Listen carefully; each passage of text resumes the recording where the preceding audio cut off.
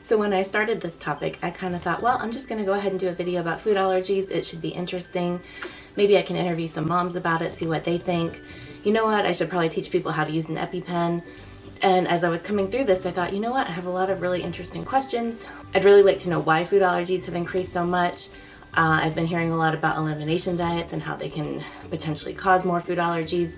You know, there's a lot of really interesting stuff going on here. I should probably interview an expert. And so in the process of kind of putting all these things together, I am basically making a short film documentary instead. So what I'm going to do is break this video up into 4 different segments. So I have the basic intro to food allergies. I have a video of moms just kind of really explaining what life is actually like with food allergies. So if you want to get more in depth there, you can go there. I also have the how to use a EpiPen, a Auvi-Q, and a generic epinephrine auto-injector. So that's a separate video that can be used as an instructional guide for anybody caring with children who do have any of the epinephrine auto-injectors. And then I want to get deeper into some of these questions, and so I'm going to be interviewing Dr. Vivian Hernandez-Trujillo, which is this video, and I'm really, really excited to be working with her. She is an amazing person. She's a pediatric allergist and immunologist who travels around the world presenting her research in conferences, and she also is a mom of 3 girls with food allergies, and as an adult she also developed food allergies and life-threatening anaphylaxis. When the doctor says my child has a condition, I'll learn more at my pocket pediatrician. So I'm so excited to have Dr. Hernandez-Trujillo here today, and she has a wealth of information that she's going to share with us. And welcome, Dr. Hernandez-Trujillo. It is truly a pleasure to be with you, Dr. Lili, and my pocket pediatrician. Can you tell us a little bit about your background? Absolutely. I'm a pediatric allergist, immunologist. I practice in Miami Lakes, Florida. I am the Fellowship Training Program Director at Nicholas Children's Hospital for our Allergy Immunology Fellowship Training Program and the Medical Division Director. And I also am the sole attending physician at Allergy and Immunology Care Center of South Florida. My interest is in food allergy and anaphylaxis. I've participated in different studies, and as a mom, as a patient with food allergy and anaphylaxis, this is something that's near and dear to my heart, not only professionally, obviously, but on a personal level. And it's very important for me to be able to share information and to spread and increase awareness regarding food allergy and anaphylaxis. It's important for me to also disclose I do work with one of the companies that produces epinephrine auto-injectors, the Kaleo, which produces Auvi-Q. I have been their spokesperson and very involved in, again, raising awareness, in particular in this past year regarding infant anaphylaxis and just increasing awareness in general. Wow, that's really great. So Dr. Hernandez-Trujillo, the first question I want to ask you is, why do you think food allergies have increased so dramatically in the last 20 years? I've heard a lot of crazy explanations on the internet about why kids are getting more and more allergies, but I want to know what's really going on. Do you have any ideas? That is the million-dollar question, and this is something that we speak about as experts around the country and around the world. There are more than 6 million young children with food allergy between the ages of 0 and 17 years old in the United States. And that's not a small number. That's a very large number. As you can imagine, 3 of my own children are affected by food allergy. And I think it's just important to always keep in mind there are many, many patients and families affected by it. As far as the reasons, it's multifactorial, but we think that recommendations for a very long time, and many of which we followed when my 12-year-old twins were born, were to withhold and to not feed young children. So the thought was, if you wait with some of the allergenic foods like peanut or shellfish or even fish until they're 3 to 5, hopefully they wouldn't develop the food allergy. And actually recent literature shows us otherwise. So the recent recommendations that have come out and have been endorsed by the American Academy of Pediatrics are called the LEAP guidelines, and that's just earlier introduction. So introducing what we consider the highly allergenic foods, so peanut, egg, milk. The LEAP guidelines in particular were for peanuts, and the recommendations were for introduction between the ages of 4 to 6 months, peanut-containing foods that are safe for their age. If a child, an infant, has either egg allergy which is known, or moderate to severe eczema, then that child should be tested before peanut is introduced because they are considered high risk. So my recommendation as a pediatric allergist when you have an infant is to have an open conversation with your pediatrician so that they can guide you as far as what the right timing for food introduction for your child is. And that way, I'm truly hoping, going back to your question, Dr. Lili, about what are some of the reasons for increasing food allergy? Well, hopefully some of these recent changes will result in a decrease in food allergy. So what you're saying is the mistake that we made before was trying to avoid allergenic foods in pregnancy and early infancy. And what we found out through the LEAP study with peanuts is that it's actually more protected to introduce them early in a safe way, around 4 to 6 months. Is that right? That's correct. So now that we're promoting earlier introduction of allergenic foods in infants, we're hoping that the incidence of allergies is going to go back down. That's correct. So as a parent, what if I have a 7-year-old child who has a history of nut allergies and then I have another baby? Would I need to be more hesitant about introducing those allergenic foods in my new baby? That is, as a pediatric allergist, my greatest question, especially given our family history. The guidelines really don't specify. So the good news is there is very good research that's ongoing out of the United Kingdom, the same group that came out with the LEAP study. They're studying siblings of children with food allergy. That's my particular interest. I'm really interested in the genetics of food allergy. And if your genetics says that you have a predisposition, that may be the most important piece. We don't know that. So, and stay tuned. Hopefully in the very near future, we're going to be hearing some of the outcomes from those studies. So as another follow-up question there, I've heard a lot of buzz lately about how the previous recommendation for elimination diets and avoidance of certain allergens has actually been able to create allergies in people who were otherwise not allergic. And I think you might have told me you have a little personal experience with that too. I just wanted to kind of see what your thoughts are about elimination diets and avoiding allergenic foods even later in life, not just in infancy. Is a great question. So yes, I do have personal experience. When I trained almost 20 years ago, when we did testing and the testing was positive for foods, our recommendation was to eliminate because we thought that was the safest way.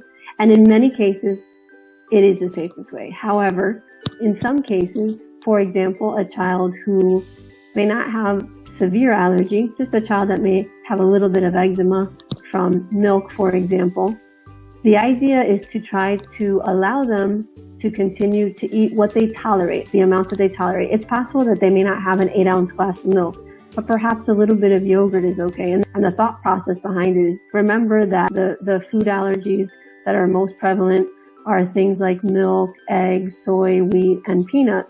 And the good news is that most of the time, many of these will be outgrown. The milk, the egg, soy, and wheat with time will very likely be outgrown. So if they're able to tolerate just like small amounts of the food, for example, baked milk products or baked egg products, that will accelerate. If they're able to tolerate that, that will make the allergy hopefully resolve sooner. We're talking specifically in children who may not have severe and life-threatening allergies, but they may have the food allergy and it leads to eczema. Children that have runny nose and congestion when they have milk. So if we do testing and the testing comes back and it's positive, but you're tolerating the food, the thought now is to not necessarily remove the food. Obviously, this is on a case-by-case basis, depending on the type of reaction that the child had, but that's something, again, that I encourage you to speak to a pediatric allergist about. Now, if a child has had a very severe reaction and anaphylaxis, there you're going to continue to avoid. That is the safest way at this time, which hopefully will be changing in the near future, but at this time, it would need for the child to avoid, really for their own protection. Now, restrictive diets are very popular, so a lot of diets promote avoidance of gluten and dairy and eggs and different things, and there's a lot of different diets out there that are very popular. I just wondered, have you ever heard anything about people becoming allergic after sticking to one of those type of plans?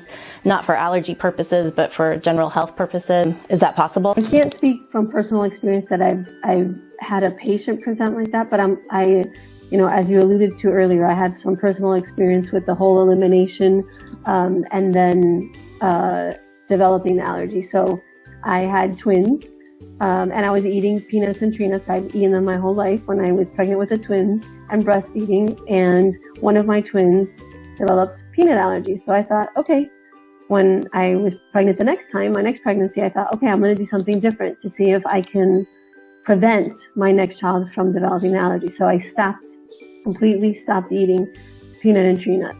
And that child at 18 months had an allergic reaction to peanuts for the first time, and she does have anaphylaxis to peanuts and tree nuts. And unfortunately, about a year and a half after that, which was 3 years after my daughter, I developed a peanut and tree nut allergy. And I really believe it's because I had a time. Some of these beliefs can be dangerous if you're not truly allergic and you're just avoiding and you're not really getting any particular benefit, because you could over time develop an allergy. If it's something that you're tolerating, you should continue to eat it. And that's something that I tell most of my patients. So sorry about that. We had a little technical difficulty with our connection. So what you're saying there was that you were actually avoiding the allergenic foods to protect your daughter. So you avoided the peanuts and tree nuts and had no allergies yourself. But after you tried to reintroduce those foods after your elimination period to protect her, you actually became allergic. I find that fascinating. You know, we really never thought that avoiding foods would create allergies even later in life, but that's exactly what happened to you. I hate to say it, but it kind of makes me want to go eat a scoop of peanut butter right now. One thing we don't talk about enough as professionals is quality of life. And quality of life for me, living with this, I will tell you, it's a chronic disease like any other, and quality of life is something we need to talk about. And another thing I talk about almost on a daily basis with my food allergy patients is bullying, because this is another big problem. Children have real concerns, and we can't just sweep it under the rug. We need to address it, and we need to address it head on and say, no, bullying is not acceptable, ever. And it's not acceptable with food allergy either. So I will tell you, as a mom, this is where I get a little passionate, and I say, you know, let's work to raise awareness. That's why I was so happy, Dr. Lili, that you chose this particular topic. It's near and dear to my heart. The thing that I think is important as a parent, not just as a professional, but as a parent of children with food allergy, is using the opportunity to educate and train people. And I say that because while we may fear that the children are out of our inner circle and they leave home and they may be in a school setting or they may be with friends, it's important to take the opportunity. You don't need to be a healthcare provider in order to train somebody how to use an epinephrine auto-injector. You don't need to have any special training for that. But as I say, you know, training the trainers. So you can train someone, and then that person, if they're comfortable, may train someone else. And if we can do that, we're increasing awareness. And I really encourage you, because quality of life is important, and not being able to live day to day like everyone else. We already have some things that we're not able to do. However, there are many things we can do. And eventually children need to go to school, and eventually children will be at birthday parties. And for me, it's always about going back and just educating the people around us. And I also say that to teenagers. So we haven't talked too much about teenagers, but teenagers they're special. I have learned to really appreciate what they go through. It's very difficult with the hormones. It's very difficult when you're different. Those are the children I worry about bullying the most. Those are the children that don't want to tell people that they're allergic because they're scared that somebody will try to do something to them. I've had kids say that to me. That hurts me when I hear that. That makes me very sad. And that makes me want to work harder to spread awareness, because you should never be scared to tell someone that you have an allergy because you're scared they're going to hurt you. And children should not have to worry about that. So I think that's a really good point. And I see a lot of teenagers in the emergency department with anaphylaxis. And I've had more than one of them actually tell me, I intentionally took my allergen. This was not a mistake because I didn't want to look different than other people. And I would say, like, you knew that you were going to need an EpiPen. You knew you were going to have a reaction. And they'd say, yeah, but I just was tired of being different. And that was so telling to me that that's the pressure they feel. They know they're going to take something that could potentially kill them rather than be different from their peers. Real. That fear is real. I see it every day. And that's really where I would like to, by doing this type of a program is wonderful, because I think people just need to realize, I constantly remind people, would you ever give a diabetic sugar? You would never give a diabetic sugar. Then don't try to force or scare someone with food allergy into eating something they're allergic to. That's just wrong. At every age, there's going to be concerns. When you're an infant, it's because you can't verbalize what you're feeling. When you're a toddler, it's because you stick everything in your mouth. When you're in, elementary school, there may be concerns about children wanting to share everything, because at that age, you're teaching them to share. And when you're a teenager, they have their own set of concerns, whether it's, they have a boyfriend or a girlfriend who likes peanuts and they're peanut allergic. Well, that's a problem, right? So we talk about the practical things. So every age is going to have something to address. But again, it's an opportunity to help the patients and the families so that we're living in the reality that we live in. We have food allergy, but we can make the best of it. Definitely. And teenagers are the ones who are actually more likely to die of anaphylaxis. I think partly because they're out of their parents' watchful eye, and then partly because they're feeling these pressures and the bullying and all of that stuff as well. It's just a tough situation for them. With teenagers in particular, I start early on in early adolescence about they have to be responsible for carrying their own auto injector, because when they're not with their parents, if they're not carrying that's a big problem. If you have an allergic reaction and you don't have your auto injector, that's a problem. So, always being prepared. One thing I think that's also important is to tell them their closest circle of friends need to know what the allergy is, and they should be trained. So especially with teens who may be going out in small groups, or their closest friends really should know about the allergy and need to be trained, because that's very, very important. And that's an opportunity, again, to educate, but also to protect the child who has the allergy, because accidental ingestions can happen to all of us. It's happened to me. So my last question for you comes from one of the food allergy websites I was reading that stated that there are no cures for food allergies, and the only real treatment is to avoid the allergen. Is that really true? Is there no hope for these parents who have kids with allergies? I used to hear a lot about allergy shots and therapies and things like that, and I just kind of wanted to know what can we tell these parents? Is there hope for them? Are they going to outgrow these allergies? Is it going to be something that they're going to be dealing with their entire lives? What do you think? We are now at a great time for food allergy. I will tell you that there is a lot of hope for those of us, not only that are affected personally, or if our children are affected. Again, if your child has milk, eggs, soy, wheat, and they're very young, it's likely that over time, sometimes even as long as 15 years. But the hope is that they will outgrow it. So I tell people life is a marathon, not a sprint for most of us. And that is, for me, very reassuring that at least there's some hope. Now, the good news is we are at a time where there's a lot of research that's ongoing, and there's different products that I'm hoping will be available. We should have some treatment options, and that may be in the form of patch. That may be in the form of oral immunotherapy, where you're giving small amounts of the food. Right now, there are researchers that are performing studies with oral immunotherapy, with patch. There are also small groups, and they're kind of scattered all over the country, of allergists who are performing oral immunotherapy. It's not FDA approved. However, many of them report positive results. So it is an exciting time. One question for you. What is oral immunotherapy? What does that mean? So oral immunotherapy is giving the patient small, very, very small amounts of what the patient is allergic to, and slowly giving it over time so that the immune system will not recognize it as something dangerous, so that you form the right type of antibody to protect you over time, and you're not having necessarily allergic reactions. Again, oral immunotherapy, as of right now, if at least we can protect the children so that if there's accidental exposure, that for me would be a win, because we want to protect so that if you have a reaction, it's not potentially life-threatening. You might have some hives, you might have something else, but hopefully it wouldn't be potentially life-threatening. So one point that I'd like to make is that while oral immunotherapy does look promising, it is not FDA approved. It is definitely something with a lot of risk to it. Anytime you're giving somebody with allergies their allergen, there's always a huge risk that that could cause anaphylaxis, and it has happened before. So this is not something you want to do at home. This is something to discuss with your doctor, and something that, if it does get approved, should only be done in an allergist's office. As, again, a parent, as a patient, and as a physician who treats these patients, it is a time of hope. Food allergy is a very emotional diagnosis. Why?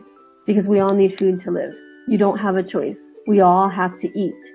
And the moms who talked about the food allergy, I can relate to what they're saying. It's the fear of what's going to happen. It's the fear of, is it going to be the day when they have a severe reaction? Avoidance is what we have right now. Hopefully we'll be changing in the near future to other options. But we have treatment. We have auto-injectable epinephrine. And that is something that is huge. That gives us the ability to control a potentially negative situation. It gives us the ability to really, what I say, turn a negative into a positive and have a positive outcome. So the one thing I will say with epinephrine, as far as anaphylaxis, which is a severe and potentially life-threatening allergy, the only treatment is epinephrine. Please do not try to give an antihistamine or anything else. It's epinephrine. And epinephrine, as soon as you identify that it's anaphylaxis, which means that epinephrine really should be given quickly, you call 911 and you get to the closest emergency room. So if nothing else, I want other moms of children with food allergy to hear we have a lot of hope. There are ongoing studies. We're getting closer. Even if it doesn't totally cure, at least if we're able to have a treatment option so that if our child is exposed for whatever reason, they don't have a bad outcome and it doesn't result in death, that is a win. Definitely. Well, thank you so much for taking the time to be with us today and to share your experiences and your expertise. I can't thank you enough. And I know that I actually have a lot of moms who have told me they can't wait to hear what you have to say. So I really appreciate you taking the time to be here today. Thank you so much, Dr. Lili. I'm very proud of what you've accomplished with My Pocket Pediatrician, and I follow it myself. So I will tell you that it's been a true pleasure to be with you. And another day we can talk about another allergy topic. This is one that I'm particularly passionate about because I live with it. But I think that allergies obviously are common and they affect a lot of patients and families. So thank you for what you're doing to raise awareness in general and to talk about different pediatric topics. So thanks for joining me in what I thought was going to be one of my typical common condition food allergy videos that has now morphed into 4 separate videos that give you all the information that you need to learn about life with food allergies, how to handle them, and what the hope for the future is. Make sure you subscribe by clicking that little red button down below so that you get notified whenever new video and new content is available. This is Dr. Lili with My Pocket Pediatrician. Thanks for stopping by. When the doctor says my child has a condition, I'll learn more at My Pocket Pediatrician.